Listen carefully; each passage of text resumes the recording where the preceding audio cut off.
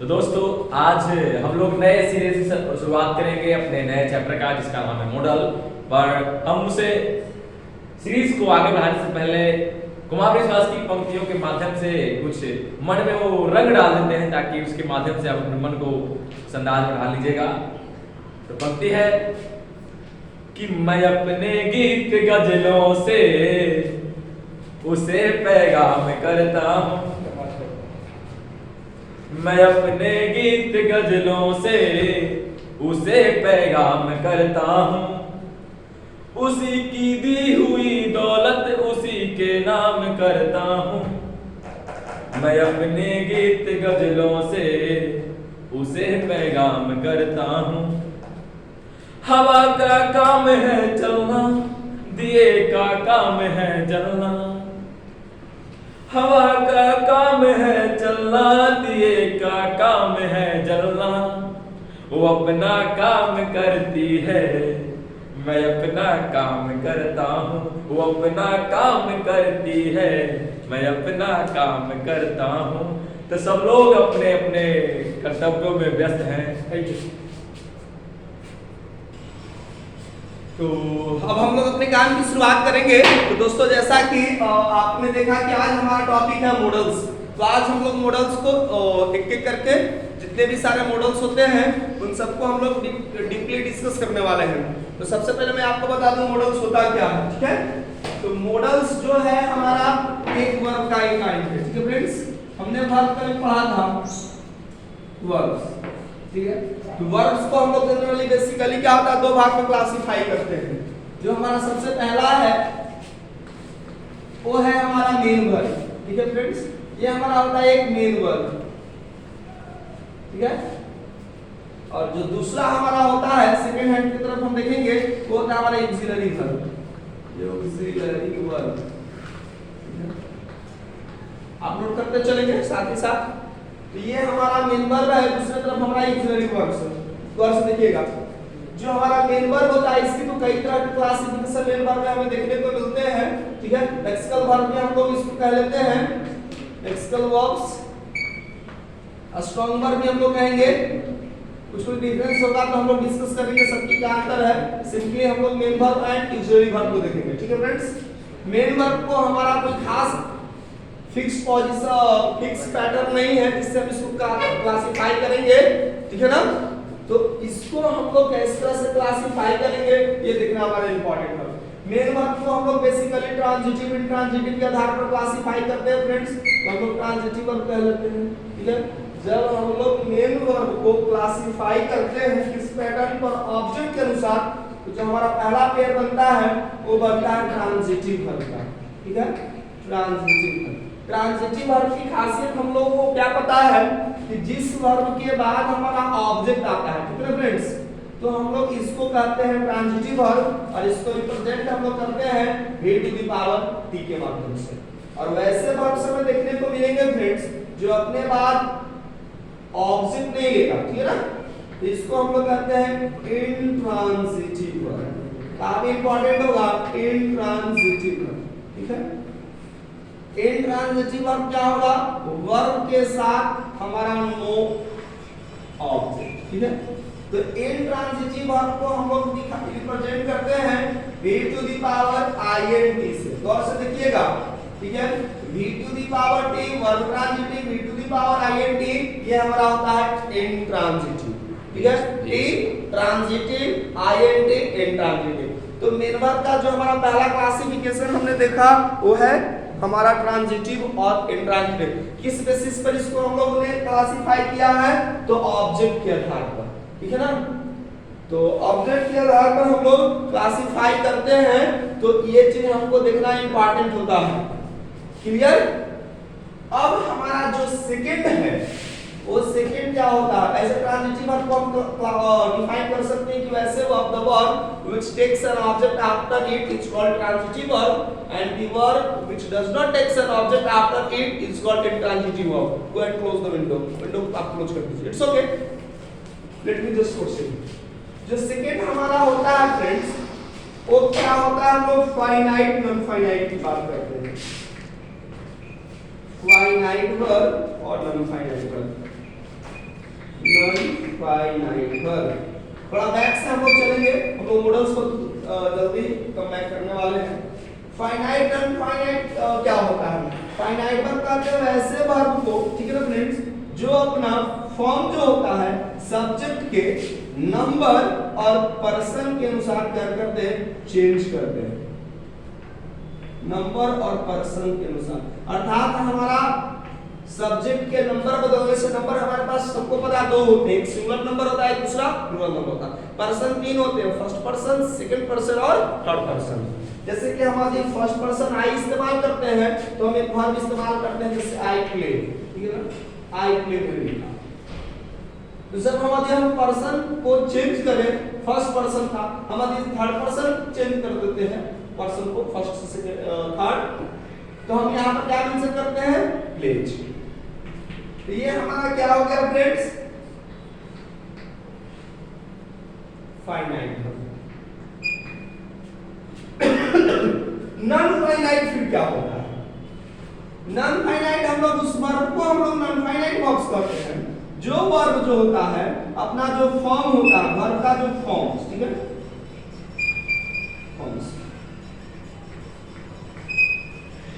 Subject के number और person के अनुसार नहीं चेंज होता है। एक एग्जांपल पर समझो, जैसे मैं एक दिया एग्जांपल आपको लेकर बताऊं, सी likes to teach me, they like to teach me। दो एग्जांपल है हमारे पास। पहले आप देखो इसमें फाइनाइट नॉन फाइनाइट कैसे आइडेंटिफाई करेंगे, बहुत सिंपल है, आसानी से आप पहचान लोगे। अब यहाँ पर हम देख रहे हैं क्या कि जब हमारा subject third person singular number था तो हमने V5 का इस्तेमाल किया, ठीक है। जब हमने थर्ड पर्सन ही रखा, लेकिन इस बार हमने पर्सन के बजाय हमने किसको चेंज किया? नंबर। तो हमने तो दोनों बताया है कि वैसे वर्ब जो सब्जेक्ट के नंबर और पर्सन के अनुसार चेंज करे वो फाइनाइट, और वैसे वर्ब जो सब्जेक्ट के नंबर और पर्सन के अनुसार चेंज न करे नॉन फाइनाइट। क्या टेंस का मतलब है समथिंग डिफरेंट, ओके।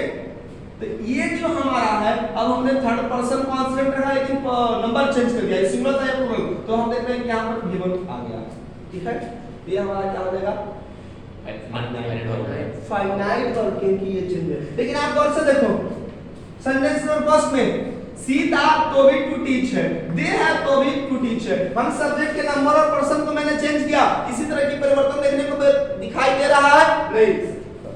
तो जो टू टीच हुआ ये हमारा क्या है? Non finite. ऐसे मैंने फाइनाइट और नॉन फाइनाइट को काफी डीपली पढ़ा दिया है फाइनाइट और नॉन फाइनाइट के चैप्टर्स में, क्योंकि हम मॉडल्स को हम लोग को देखा इससे ज्यादा डिस्कस नहीं करेंगे, ठीक है। ये था हमारा क्लासिफिकेशन फाइनाइट और नॉन फाइनाइट का। फ्रेंड्स यदि आप डीपली जानते हैं तो आप जाकर के सर्च कर सकते हैं फाइनाइट और नॉन फाइनाइट, आपको मिल जाएगा। मैंने काफी डीपली इसको डिस्कस किया, फिर कभी हम लोग और डिस्कस करेंगे, ठीक है। अगला एक तरह के हमारे वर्ब्स होते हैं, देखने को मिलते हैं फ्रेंड्स, वैसे वर्ब जिनका जो फॉर्म्स होता है वो सिंगुलर टाइप का होता है। तो ऐसे फॉर्म्स को हम लोग कहते हैं रेगुलर वर्ब्स। रेगुलर वर्ब्स, ठीक है। रेगुलर वर्ब्स किसको कहते हैं ये देखना हमारे लिए इंपॉर्टेंट है, ठीक है। इसमें दा चेंज नहीं करता है, इसमें है चेंज करता है। तो रेगुलर वर्ब्स, और इसका एक पेयर होता है हमारा irregular verbs. Irregular verbs, word से देखिए, ध्यान से सुनिए। हम लोग रेगुलर वर्ब ऐसे वर्ब्स को कहते हैं फ्रेंड्स जिसके जो फॉर्म्स होते हैं, वर्ब के फॉर्म्स कितने होते हैं? 5। कौन-कौन से होते हैं? V1, V2, ठीक है ना, V3, V4 एंड V5। तो वैसे वर्ब के फॉर्म्स, ठीक है, जिनका V2 और V3 एक जैसा होता है, यानी बराबर। तो इस वर्ब को हम लोग कहते हैं रेगुलर वर्ब। जैसे मैं एक एग्जांपल लेता हूं, वॉक, ठीक है। वॉक का हम V2 क्या लिखते हैं फ्रेंड्स? वॉक। हम लोग ed इस्तेमाल करते हैं, ठीक है। थर्ड फॉर्म क्या लिखते हैं? वॉक्ड। तो ऐसे वर्ब जिनका V2 और V3 फॉर्म, V2 को कहते हैं पास्ट टेंस, V3 कहलाता है पास्ट पार्टिसिपल, राइट। तो जब हमारा सिंगुलर होगा अर्थात सेम होगा तो हमारा कहलाएगा रेगुलर वर्ब। एक बार दूसरा एग्जांपल लेता हूं आपका फ्रेंड्स, वो हम लोग लेते हैं 8। इसका V2 फॉर्म क्या होता है 8। V3 फॉर्म क्या होता है 8। तो आप देख रहे हैं कि इसका जो V2 फॉर्म है और V3 फॉर्म है दोनों में चेंजिंग दिखाई दे रहा है, ठीक है। तो ये कहलाएगा हमारा इरेगुलर वर्ब। ये जो हमारा एग्जांपल है ये रेगुलर वर्ब का एग्जांपल है, ये जो हमारा एग्जांपल है इरेगुलर वर्ब का एग्जांपल, ठीक है फ्रेंड्स। ये देखना हमारे लिए काफी दिलचस्प होगा। आगे बढ़ेंगे। ये 3 पेयर्स में थे, सब मेन वर्ब के क्लासिफिकेशंस किए गए हैं, ठीक है फ्रेंड्स। जो हमारा अगला क्लासिफिकेशंस देखने को मिलता है मेन वर्ब के बाद, वो हमारा क्या होता है ये देखो। अब आप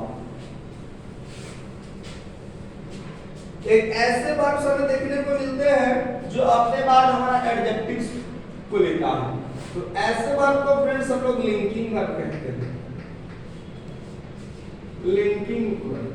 लिंकिंग वर्ब की खासियत क्या है फ्रेंड्स, जिसके बाद हम लोग कहते हैं कि वर्ब के बाद यदि हमारा एडजेक्टिव दिखाई दे, ठीक है, तो इस वर्ब को हम लोग कहते हैं लिंकिंग वर्ब। और ये बेचारा भी एलोन है, इसका कोई पेयर वेयर नहीं है, ये बेचारा सिंगल है। नहीं, आप स्टेटस लगाते होंगे व्हाट्सएप या व्हाट्सएप में जनरली एफबी पे, तो वहां पर हम लोग लिखते हैं सिंगल।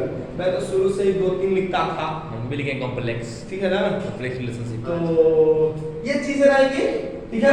अभी आप देख सकते हो ये सिंगल रहेगा। टॉपिक पर हमने बात किया तो मैंने क्या आपको बता दिया दोस्तों कि वर्ब के बाद हमारा एडजेक्टिव है। तो कुछ ऐसे वर्ड्स मैं आपको बताऊं, यस सर, जैसे कि हमारा लुक होता है, लुक, जैसे कि हमारा सीम होता है, ठीक है, सीम, जैसे कि हमारा अपीयर होता है, सी राइट्स गुड, ठीक है।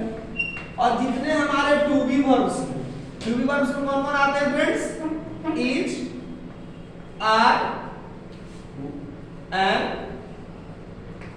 Was and were. इन सब के बाद हम लोग एडजेक्टिव बहुत आसानी से इस्तेमाल करते हैं। जैसे he is intelligent, you are beautiful, right, she is, but she is lazy, okay, they are fat, you are mad. तो इन सब के बाद हम क्या देख रहे हैं कि हम एडजेक्टिव का इस्तेमाल करते हैं।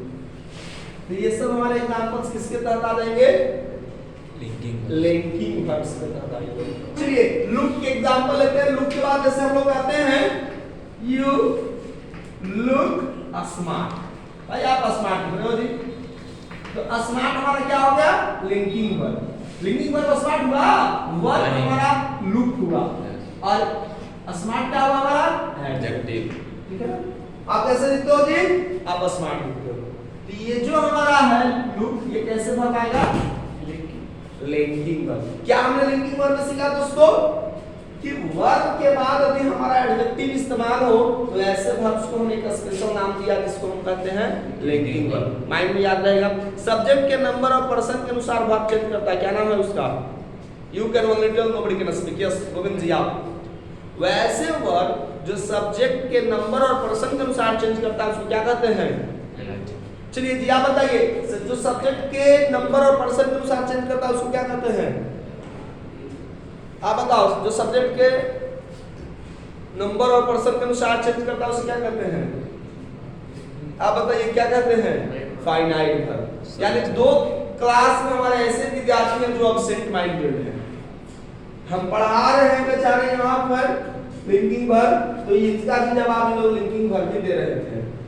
ये बेचारा कि वही व्हाट्सएप वाली दुनिया में हम लोग उसको कब के छोड़ चुके, लोग सिंगल में सोच रहे थे। तो अच्छा तो सर हम भी तो सिंगल थे सर, ठीक है नहीं। तो आप उन बातों को छोड़िए, गौर से ध्यान दीजिए। हमने बताया कि जिस वर्ब के बाद हम एडजेक्टिव का इस्तेमाल करते हैं फ्रेंड्स, उस वर्ब को हम लोग कहते हैं लिंकिंग वर्ब। समझ में आया या नहीं आया? टर्म भी इसमें हमारा एग्जांपल आ जाता है टर्म।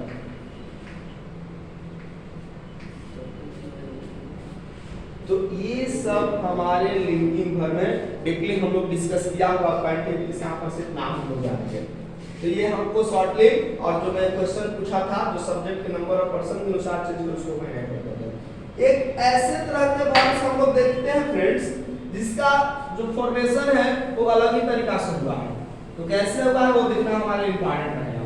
चलिए हम लोग ऐसे वर्ड्स पढ़े हैं दोस्तों कि जब हम किसी भी वर्ड्स के बाद, ठीक है, नलिंग हो जाएगा, जब वर्ब के बाद हमारा हम उसमें प्रीपोजिशन को ऐड करते हैं, ठीक है, या हम एडवर्ब को ऐड कर देते हैं, यानी किसी भी वर्ब का फॉर्मेशन वर्ब के साथ प्रीपोजिशन या एडवर्ब के जुड़ने से होता है, और जुड़ने के साथ ही साथ उसके मीनिंग को भी चेंज कर देता है। तो एक ऐसे नए वर्ब्स का इजाद हुआ है जिसको हम इंग्लिश में कहते हैं फ्रेजल वर्ब। क्या कहते हैं दोस्तों? फ्रेजल वर्ब, ठीक है, इसको हम क्या कहते हैं? Phrasal verb. आइए एक एग्जांपल के थ्रू हम आपको समझाते हैं, बहुत आसान है। जैसे कि हमने लिखा है एग्जांपल टेक। टेक का मतलब क्या होता है? सिंपल एग्जांपल बताओ। टेक का मतलब जैसे कि take it, suppose I have a chop and imagine I have a pen and you have missed your pen at home, right? Or you have lost, imagine. You need a pen for writing. And I find when I look at you are not writing. So I can, why you are not writing? Sir, I have a pen. So I can, then I say, take it. Take it, you can use it. Okay? तो take it का मतलब simply to हम लोग क्या कर सकते हैं? To get, लेना, पाना, to receive, stop, unnecessary no talking, ठीक है? तो वहां पर हम लोग इस्तेमाल करते हैं। लेकिन टेक्स्ट में दोस्तों एक हम प्रीपोजिशन आफ्टर इस्तेमाल करते हैं, जो मैं कॉमन बता रहा हूं, ठीक है? आफ्टर हमारा क्या होता है? That is preposition. तो जब हमने प्रीपोजिशन इस्तेमाल कर दिया, क्या इस्तेमाल किया? प्रीपोजिशन। इस्तेमाल क्या किया? प्रीपोजिशन। तो जब हमने प्रीपोजिशन इस्तेमाल किया तो ये बन गया हमारा टेक आफ्टर, और टेक आफ्टर एक हमारा बनकर के एक नया फ्रेजल वर्ब बना। कहां टेक का मतलब हम लोग लेना अंडरस्टैंड कर रहे थे, आफ्टर का मतलब बाद में हम लोग कर रहे थे। After finishing this verb I will call you, I am busy right now so don't disturb me, I will call you later, after one, ठीक है ना? हम लोग प्रीपोजिशन में लिखे। लेकिन अब टेक आफ्टर का मतलब क्या आता है? To look single. अब यहाँ पर मीनिंग ही चेंज हो गया। हमने बताया था फ्रेजल वर्ब, मैंने फ्रेजल वर्ब को कवर किया हुआ है, ठीक है? आपने मैंने क्या बताया था? She takes after her mother, वो अपनी माँ की जैसे देखे, टू रिजेंबल, एक जैसे दिखना, राइट फ्रेंड्स? तो कहाँ हमने देखा कि वर्ब में प्रीपोजिशन के लगने से क्या होगा? उसका मीनिंग ही चेंज हो गया। तो ऐसे टर्म को हमने क्या कहा था? Phrasal verb. चलिए आगे हम एग्जांपल लेंगे। आफ्टर पर भी बोलते हैं, जैसे हमको पता है लुक, लुक का मतलब क्या होता है? दिखना। अभी मैंने एग्जांपल लिखा था थ्री पर, यू लुक स्मार्ट, लुक का मतलब दिखना। और इसमें भी फिर से हम आफ्टर प्रीपोजिशन को ऐड किया तो हमारा बन गया लुक आफ्टर। अब इसका मतलब ही चेंज हो गया। लुक आफ्टर का मतलब क्या होता है friends?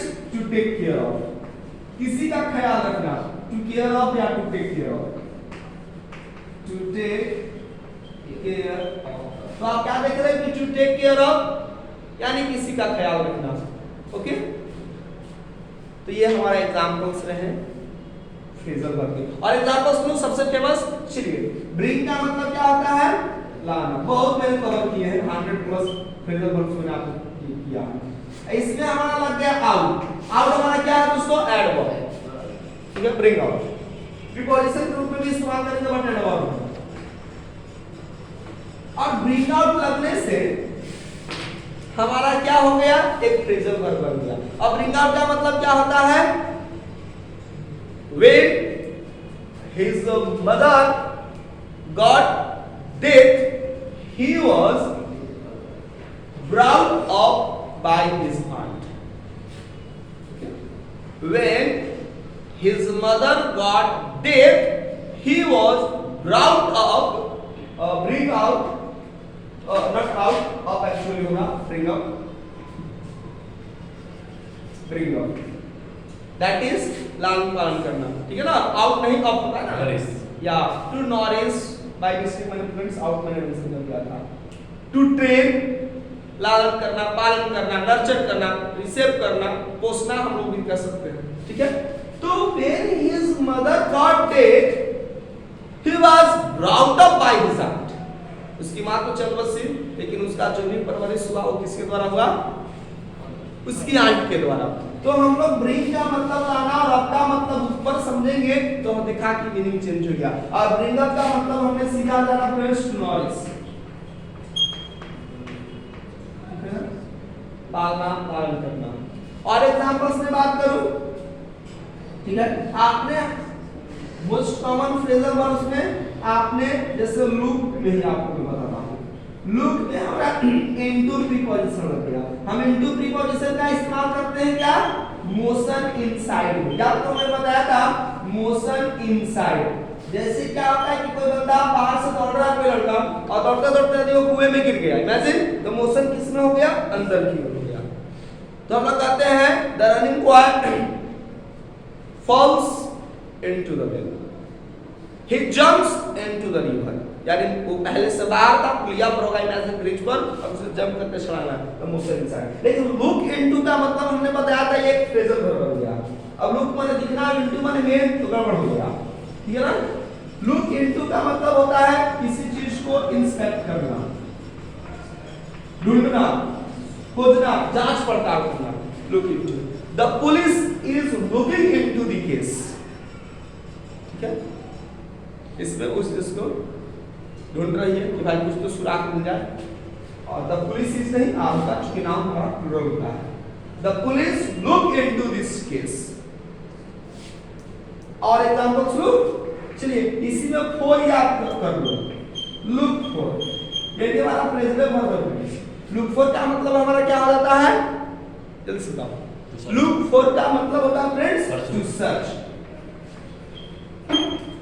I am looking for my purse, भाई मैं अपने पर्स को ढूंढ रहा हूं। तो ये था, मैं ज्यादा एग्जांपल नहीं दूंगा। चलिए दोस्तों, एक वर्ड्स हमें ऐसे देखने को मिलते हैं जिसकी खासियत क्या है जी, जो हमेशा अपने बाद बेयर इंफिनिटिव को फॉलो करता है, ठीक है। कुछ ऐसे वर्ड्स के लिस्ट में बताऊंगा जिसमें हम लोग जो अपने बाद बेयर इंफिनिटिव आता है, जिसको हम लोग कहते हैं काउजेटिव वर्ब, ठीक है ना। तो एक और हमें नए तरह के जो वर्ब पढ़ने हैं, मैं आपको बताता हूं, जिसको कहते हैं काउजेटिव वर्ब।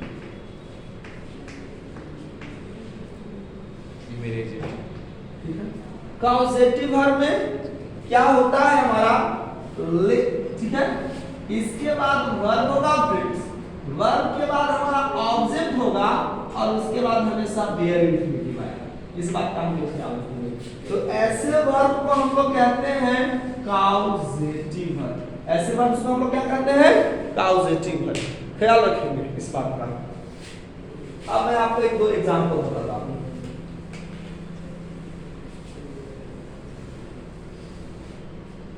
ठीक है, जैसे कि हम लोग इसमें जानते हैं लेट, इसमें हम लोग जानते हैं मेक। ये हमारे बेसिकली क्या है, लेट एंड मेक काउजेटिव वर्ब कहलाते हैं, ठीक है। लेट और मेक को हम लोग क्या करते हैं? काउजेटिव वर्ब कहते हैं, लेट मेक। लेकिन काउजेटिव वर्ब के जैसे ही कुछ ऐसे वर्ब्स भी होते हैं फ्रेंड्स, जो इस पैटर्न को फॉलो करते हैं। मेन जो हमारा क्या होता है, वो लेटे एंड मेक को हम काउजेटिव वर्ब कहते हैं, ठीक है। लेकिन कुछ ऐसे वर्ब्स में है जो इस पैटर्न को फॉलो करेंगे, जिसमें से हमारा क्या होता है? सी, ठीक होता है। इसमें हम लोग जानते हैं हेल्प, ठीक है। इसमें होता है हमारा बीड, ठीक है ना। इसमें होता है हियर, ठीक है।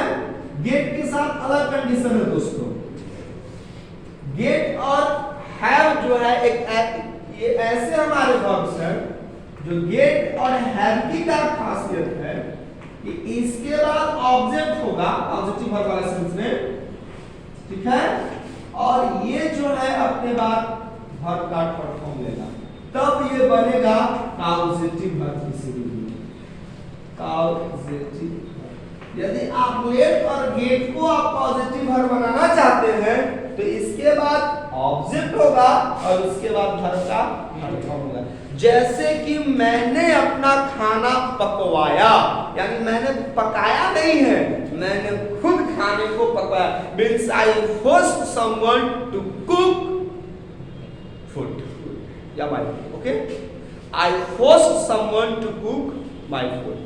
तो इसमें क्या होगा, मैंने खाना पकवाया था, आई गेट, ऑब्जेक्ट क्या है, फूड को, फूड कुक्ड। आगे बात समझ में, मैंने एक लेख मींस ए से लिखवाया। मैं क्लास में गया, बच्चे देखे किस रात मैंने एक टॉपिक डाला कि चलो भाई यस्टरडे हमने चिल्ड्रन डे बनाया है, चिल्ड्रन डे बनाने का पर्पस क्या है, तो चिल्ड्रन डे बनाने का पर्पस सही होनी चाहिए आज के दौर में भाई कि निश्चित तौर पर कोई भी बच्चा ऐसा नहीं हो, मिनिमम 14 इयर्स बिलो वाले जो भी हमारे चिल्ड्रन हो जो एजुकेशन से डिप्राइव हो, not a single child should be deprived of getting proper education. He should never be deprived of proper health, education, etc. This should be the main purpose. Many of the children in India are still away from the door of their schools. They never have seen what is meant by a classroom, what do you mean by education. They never understand the value of education because their parents are illiterate. They never send their children to their school. That's why they are totally unaware of the importance of education. Remember Nelson Mandela. Once he said, education was the most powerful weapon that can be used to change this world. And how can we just forget that youngest girl to receive the Nobel Prize, Malala Yousafzai? A pen, a teacher, and a book can change this world. The youngest girl. A pen, a book, and a teacher can change this world. So, purpose of celebrating Children's Day should be because we have celebrated this festival yesterday. Okay? So we must understand every children should have right to get proper education. तो आई ये चीज था। तो दोस्तों ये चीज था, चलिए मैंने एग्जांपल नहीं दिया। लेट मेक के बाद ऑब्जेक्ट, जैसे उसे जाने दो, लेट मैंने मेंशन कर दिया, उसके बाद क्या ऑब्जेक्ट हुआ, him, let him to go, उसे जाने दो। गलत हो गया, क्यों? ठीक तो है सर, उसे जाने दो, लेट हिम गो। नहीं फ्रेंड्स, मैंने अभी अभी आपको बताया है कि ये जो हमारा लेट है ये कॉजेटिव वर्ब है और कॉजेटिव वर्ब के बाद हमेशा बेयर इंफिनिटिव आता है। सर ये आप क्या बता रहे हो, बेयर इंफिनिटिव क्या होता है? फ्रेंड्स हमने आपको बताया होगा कि वर्ब में टू प्लस वर्ब का जो गिवन वाला पार्ट होता है इसको हम लोग कहते हैं आपको क्या, इंफिनिटी। इसको हम क्या कहते हैं, इस पैटर्न को, किसी भी वर्ब के बेसिक फॉर्म्स में यदि आप टू लगाते हैं तो एक नया टर्म बनता है जिसको हम लोग कहते हैं इंफिनिटी। और यही इंफिनिटी दो प्रकार के होते हैं। कौन कौन से होते हैं फ्रेंड्स? एक को हम लोग कहते हैं बेयर इंफिनिटी। क्या कहते हैं? Bear infinity. सेकेंड को हम लोग क्या कहते हैं, फुल इंफिनिटी। ठीक है, ये चीज मैं आपको पूरा डिस्कस कर देता हूं। ये सेंटेंस मेरा गलत हुआ, रीजन क्यों गलत हुआ, क्योंकि हमने टू गो इस्तेमाल कर दिया। हमें क्या करना होगा, लेट हिम गो, उससे जाने। आपने एक तरह के सेंटेंस फेमस सुना होगा कि सर वह मुझे हंसाता है। ठीक है ना, मैं खुद से नहीं हंसता हूं सर, वो ऐसा ही कुछ कर ही देता कि सर हम हंस जाते हैं। हम तो चाहते नहीं है लेकिन वो इसी कर देता। हम जब उसकी तरफ देखते हैं हाय हम हंस जाते हैं। एज रिजल्ट बोलने भी कुछ तो चाहते हैं सजा कर बोले, लेकिन वो हमको देख लेता है। तो बाकी वहां पर आने के बाद तो समझ ही रहे हो, जो हार्ट बीट है 72 से बढ़कर के 144 हो जाता है। नहीं, धीरे धीरे 72 ही याद रहेगा। ऐसे ऐसे हैं हमारे पास है। तो देखो वह मुझे हंसाता है, तो हम कैसे बनाएंगे, देखो इस मेक का इस्तेमाल करते हुए गौर से देखो, यहाँ पे आप गौर से देखो, वह मुझे हंसाता, तो सबसे पहले मैंने सी, तो अब उसके बाद सी में मैंने हंसाती है, हंसाता हंसाते दो करेंगे मेक्स, सी मेक्स मी, अब क्या करते हैं लाफ। ठीक है, तो आप देख रहे हो ना कि हमने कॉजेटिव वर्ब के बाद मैंने ऑब्जेक्ट लिखा है, उसके बाद क्या लिखा है, बेयर इंफिनिटिव। बेयर इंफिनिटिव को क्या कहते हैं, गिवन विदाउट टू, यानी वैसा गिवन जो टू के बिना इस्तेमाल किया गया हो, तो उस गिवन का नाम है बेयर इंफिनिटिव, और जिस गिवन के पहले टू लगा हुआ है उस इंफिनिटिव का नाम है फुल इंफिनिटिव। तो ये भी हमने कॉन्सेप्ट आज की क्लास में सीख लिया, यानी बेसिक कॉन्सेप्ट में आप पहले सिखा देता हूं, तभी हम साथ मॉडल्स की बात करेंगे। सोचा था पहले मॉडल्स को डिस्कस करूं, लेकिन बात अब निकल गई तो मैं सारा डिस्कस ही करते चलूंगा, हो सकता है मेरे मॉडल्स को हम लोग कम देखें। ठीक है फ्रेंड्स, अब ये चीज हमने एग्जांपल्स देख लिया। चलिए अब हम कुछ एग्जांपल पर मैं लेता हूं सी पर। मैंने उसे रॉड क्रॉस करते हुए देखा। भाई कल नहीं आया आज क्लास में? हाँ सर देखा तो कि क्लास को रोड को क्रॉस करके वो आ रहा था, पता नहीं क्लास में क्यों नहीं आया। तो देखो इस पर भी हम लोग एग्जांपल्स बना सकते हैं। इस पे कहां इरेज कर दूं, कौन से पार्ट को? ये वाला एग्जांपल रिमूव कर दूं क्या? यस, ये वाला एग्जांपल्स। चलिए इस वाले को कर देता हूं। इसमें थोड़ा सा फाइनाइट नंबर ट्रांजिटिव वाले को डाल देता हूं।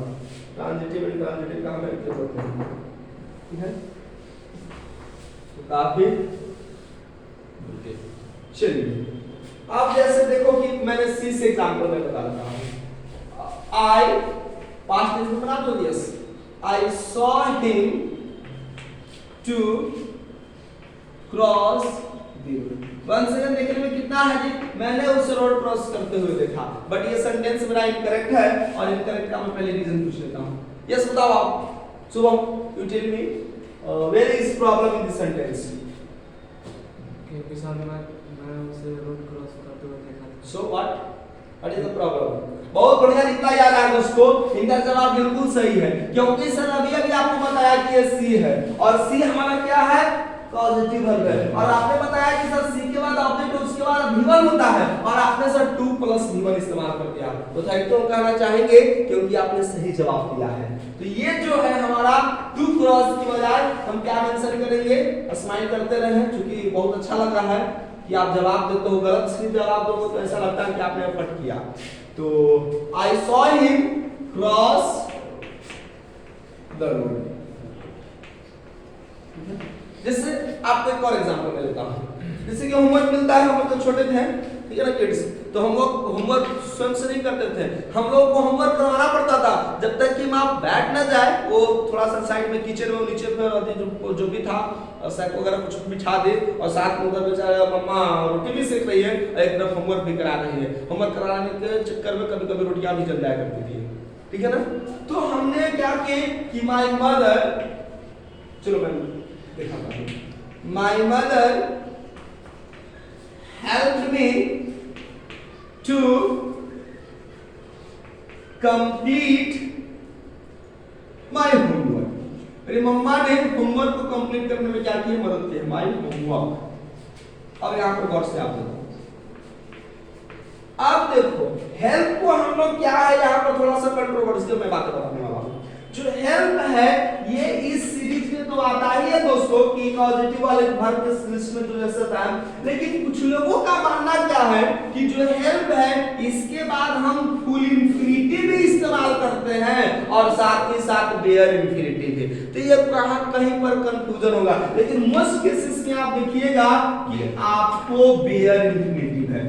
लेकिन मैंने कई ऐसे एनसीईआरटी क्लासेस में मैंने देखा है, 7th में आप देखेंगे उसके बाद बेयर इंफिनिटिव, और कई जगह पर ऐसे हो जाएगा जहां पर फुल इंफिनिटिव। तो रिमेंबर कि इन वर्ब्स के सीरीज में let, make, see, have, did, hear और गेट हैव की तो अलग मैंने बता ही दिया, ठीक है।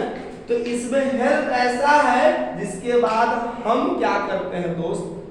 फुल इंफिनिटिव भी इस्तेमाल करेंगे और बेयर इंफिनिटिव भी। तो दोनों हमारा पॉसिबल हो सकता है, इसलिए मैंने दोनों में टिक कर दिया, ठीक है। बिड का मतलब टू अलाउ, ठीक है ना। जैसे अगला एग्जांपल बीट का पर एग्जांपल्स मैं आपको दिखाता हूं।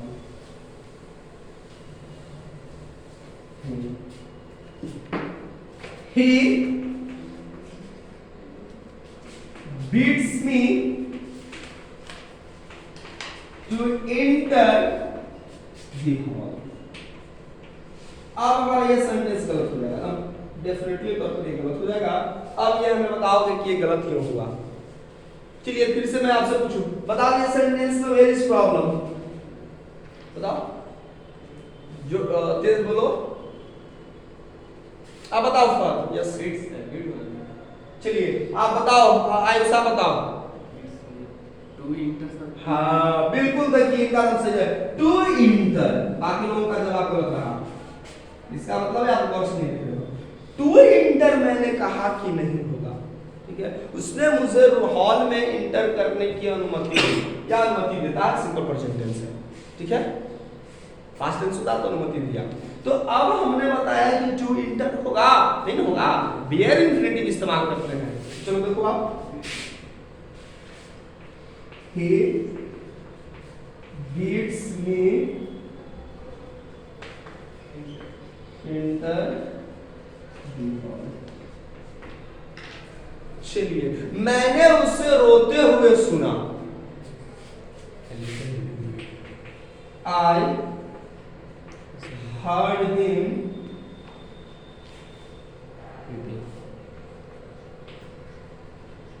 to weep in the midnight, at the midnight, in the midnight, in the midnight।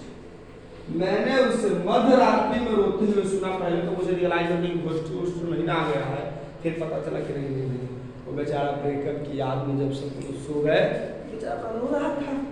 अरे चीज को मैंने सुन लिया, नहीं समझ में आया? जैसे कि हाँ इशारा करके रोता तो आप सुनते हैं, यानी इनका काम यही है कि कौन कौन बेचारा रो रहा है, यही देखते चलते होंगे रात में। बच के रखिएगा कहीं प्रॉब्लम ना हो जाए। तो दोस्तों फिर से वही प्रॉब्लम सब रहेगी हमारे पास। जो हार्ड है अब यहाँ पर हलचल नहीं, क्लास में करेंगे। चलिए ठीक है, इट्स ओके। ये वाला हमारा पार्ट इनकरेक्ट कंसीडर किया जाएगा। हमें क्या करना होगा? गौर से आप देखो, आई heard him weep in the night। चलिए ये चीज हमारा क्लियर हो गया काउजेटिव वर्ब का। अब थोड़ी सी हमें बात और करना बच गया है। ये वर्ब के क्लासेस हम लोग पूरा देखेंगे, ठीक है। उसके बाद हम लोग उसकी शुरुआत करेंगे। ये क्लियर है हमारा। अब हम थोड़ी सी और चर्चा कर लें आपको, जहां पर मैं आपको बता रहा था फाइनाइट नॉन फाइनाइट को, ये हम लोग देख लेंगे आज के सेशन में, ठीक है। नोट कर लेंगे आप क्या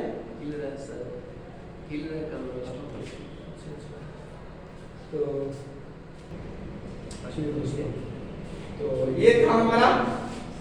इससे हम लोग फिर से कम बैक करेंगे फाइनाइट वर्ब को, ठीक है। तो देखो फाइनाइट वर्ब हमने क्या बताया था कि जो फाइनाइट वर्ब होता है वो अपना सब्जेक्ट के नंबर और पर्सन के अनुसार चेंज करता है। फिर से मैं रिपीट कर देता हूं दोस्तों, जो आप नए होंगे पहली बार देख रहे होंगे उनको मेरे चैनल पर आपको एक टॉपिक मिलेगा फाइनाइट और नॉन फाइनाइट, मैंने डिटेल में डिस्कस किया है। फाइनाइट वर्ब जो है वो हमारे पास जो है एक्चुअली में फाइनाइट वर्ब का कोई क्लासिफिकेशन हमारे पास नहीं होता, ठीक है। फाइनाइट वर्ब का हमारा कोई क्लासिफिकेशन नहीं होता है, जो सब्जेक्ट और नंबर के अनुसार, सब्जेक्ट के नंबर और पर्सन के अनुसार अपना फॉर्म क्या करता है फ्रेंड्स, चेंज करता है, ठीक है। तो वो हमारा कहलाता है क्या है, फाइनाइट वर्ब। जो हमारा नॉन फाइनाइट होता है, ये नॉन फाइनाइट हमारे तीन होते हैं, ठीक है। एक को हम लोग कहते हैं इंफिनिटिव, जो देखो मैं अभी उस पर डिस्कस किया, क्या कहते हैं इसको हम लोग, इंफिनिटिव। इसको क्या कहते हैं, इंफिनिटिव। ये है हमारा इंफिनिटिव। और ये इंफिनिटिव आगे चलकर के दो होता है, जिस तरह से मैंने आपको बताया है। एक को हम लोग कहते हैं फुल इंफिनिटिव, डिस्कस पॉइंट है, अभी मैंने डिस्कस किया, अभी है एक बार पेयर इंफिनिटिव, ठीक है। फुल इंफिनिटिव कहा मैंने उसको कि जिस 2 प्लस गिवन फॉर्म को, ये जो हमारा क्या होगा, फुल इंफिनिटिव, ठीक है। जो पेयर इंफिनिटिव है इसको मैंने कहा था v1 विदाउट 2, v1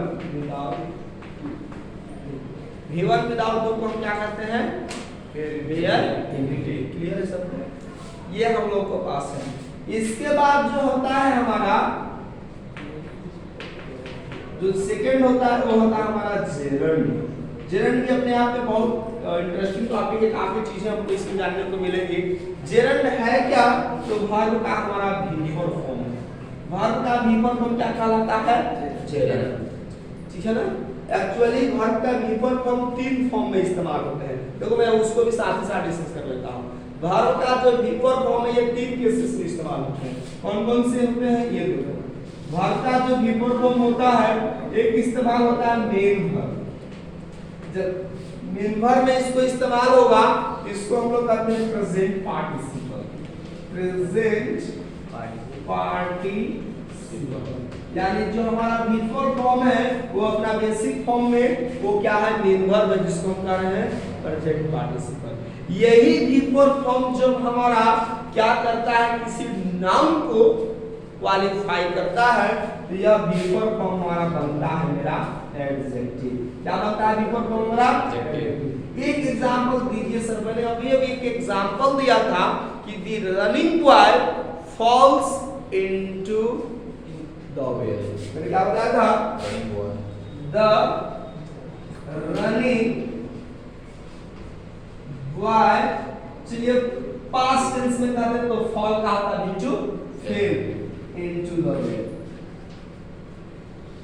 चलिए इंटरनल नाम भी बन गया, फेल वेल, ठीक है ना, फेल एंड वेल।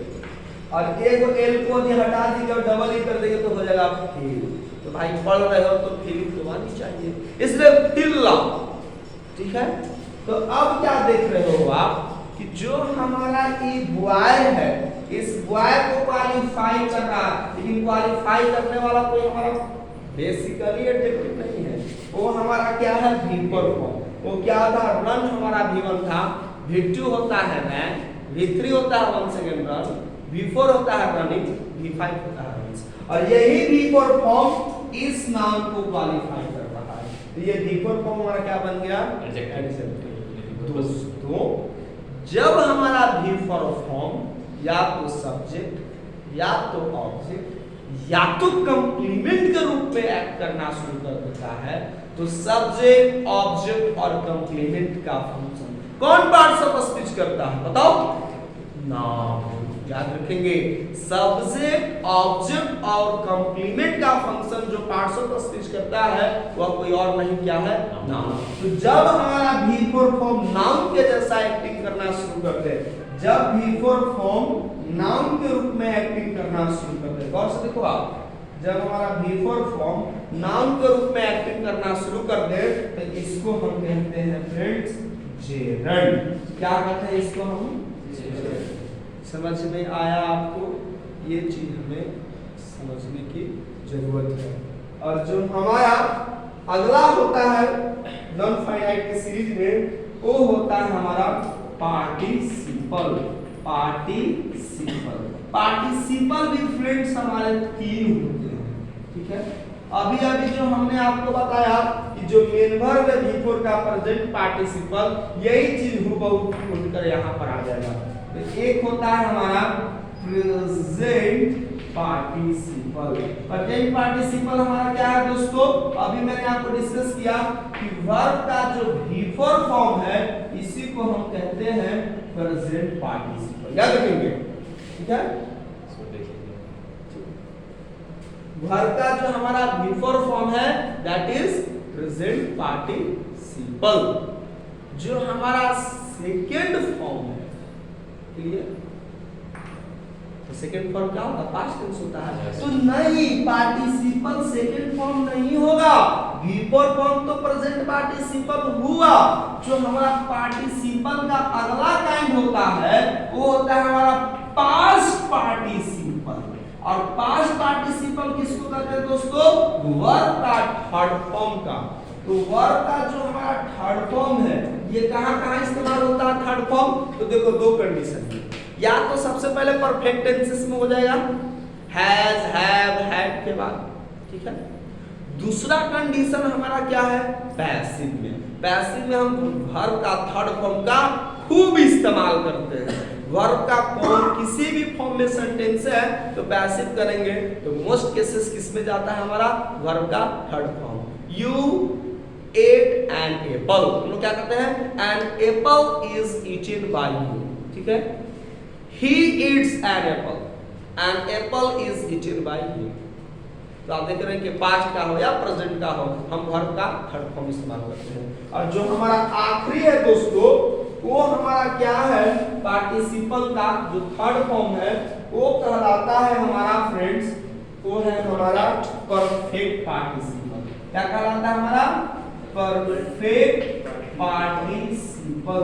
क्या कहलाएगा परफेक्ट पार्टिसिपल। गौर से देखिए आपको याद भी कर लेना है क्या हमारा परफेक्ट पार्टिसिपल। इसको हम कैसे समझेंगे गौर से देखो, इसमें क्या है कि वर्ब का हैविंग लगेगा और थर्ड फॉर्म का तो नहीं है। परफेक्ट टेंस में क्या होता है वर्ब का थर्ड फॉर्म और पार्टिसिपल में क्या बताया डिफर फॉर्म। तो हैविंग हमारा क्या है डिफर फॉर्म यानी हैविंग प्लस वर्ब का थर्ड फॉर्म का इस्तेमाल हम करेंगे तो कौन सा पार्टिसिपल बनेगा जिसका नाम है हमारा परफेक्ट पार्टिसिपल। तो आई थिंक ये था हमारा डिस्कस भी करने का एग्जांपल को एक-एक करके। चलिए पार्टिसिपल देखो प्रेजेंट पार्टिसिपल कहां पर देखने को मिलेगा जैसे he is playing cricket. Playing हमारा क्या पार्टिसिपल। कौन सा participle present participle. I am teaching you ठीक है यू आर सिटिंग हियर ये जो बिफोर है प्रेजेंट पार्टिसिपल है। पास्ट पार्टिसिपल को पहले डिस्कस कर ही दिया ठीक है। थर्ड फॉर्म कहां इस्तेमाल होगा यू हैव वर्कड हार्ड ठीक है you have completed your task. ये भी एग्जांपल हैविंग प्लस जो भीतरी फॉर्म होता है ये हमें पास्ट टेंस के लिए इस्तेमाल होता है पास्ट टाइम को नोट करने के लिए। जैसे क्या होगा हैविंग टेकन हिज लंच ठीक है वो अपना लंच लिया दोस्तों और सीधे भागता है कहां स्कूल की तरफ। Having taken his lunch having taken his lunch he went to school अपना लंच को लेता है और सीधे स्कूल चला जाता है ठीक है। having finished his work he went to bed काम समाप्त करने के बाद क्या होता है वह घर जाता है ठीक है। having done this work he came to meet me ठीक है। having drunken one glass of water he went to follow the natural call। समझ गए ना natural call morning ठीक है। तो ये having met with his old friend he became very glad। अपने पुराने दोस्तों से मिलने के बाद वो खुश हो जाता है। लिख देता हूँ ये sentence having met with his old friends देखो वर्ड से he became glad। ये था हमारा परफेक्ट पार्टिसिपल। और दोस्तों जो हमारा ऑक्सिलरी वर्ब रहा वो हम लोग का इजाफा रह गया। कल हम लोग डिस्कस करेंगे ऑक्सिलरी वर्ब को जहां पर हम लोग सिंपली बातें करेंगे डायरेक्ट मॉडल्स को। तो दोस्तों ये था हमारा आज का एक कंप्लीट सेशन जहां पर हमने वर्ब को काफी विस्तृत से जाना और कई अभी चीजें और भी आपको देखने को मिलेंगे अगले वाले सीरीज में। तो हम उम्मीद करते हैं कि मॉडल्स का ये जो हम लोग जो वर्ब का जो सीरीज शुरू किए हुए हैं इसमें काफी अच्छी वीडियो देखने को मिलेंगे। दोस्तों अगर वीडियो पसंद आया हो तो लाइक शेयर और चैनल को सब्सक्राइब भी करते हैं। तो थैंक यू दोस्तों, मिलते हैं अगले सेशन में।